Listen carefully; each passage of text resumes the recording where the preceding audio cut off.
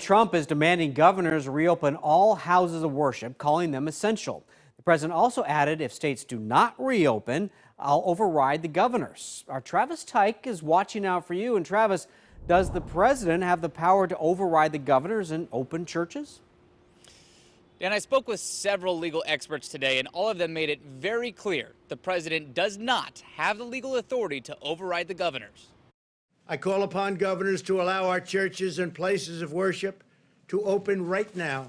President Trump demanded churches and all houses of worship reopen immediately, calling them essential.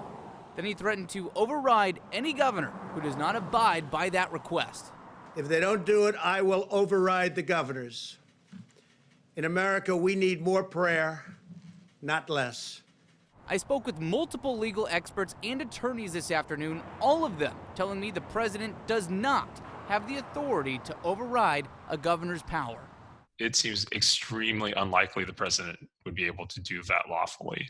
Directly, there's no power for the president to intervene as to each state's governor. It's a good cheer, but he's not on the field of play. He doesn't get to pass the ball. We did hear from Washington State Governor Jay Inslee's office stating, quote, "While we have read the president's comments, there is no order, and we think he understands at this point that he can't dictate what states can or cannot open." Kevin Mannix and Ray Hackey are the attorneys representing a group of 10 churches suing Oregon Governor Kate Brown. That lawsuit says the governor's emergency order power of keeping churches closed down expired April 6th. But Mannix adds the president's comments this morning will not affect that case in any way. The courts are really not going to pay any attention to extraneous matters when they're looking at the record in front of them. In Oregon, gatherings of more than 25 people is still a Class C misdemeanor, punishable by up to 30 days in jail and thousands of dollars in fines. Despite that, the CDC released guidelines for reopening religious institutions. The leaders in the faith community should be in touch with their local health departments so that they can communicate to their congregates.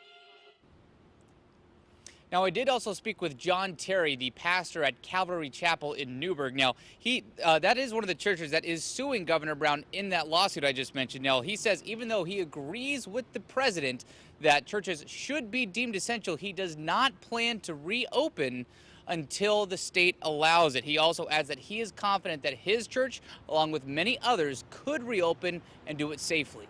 Reporting in downtown Portland, Travis Tyke, KOIN 6 News.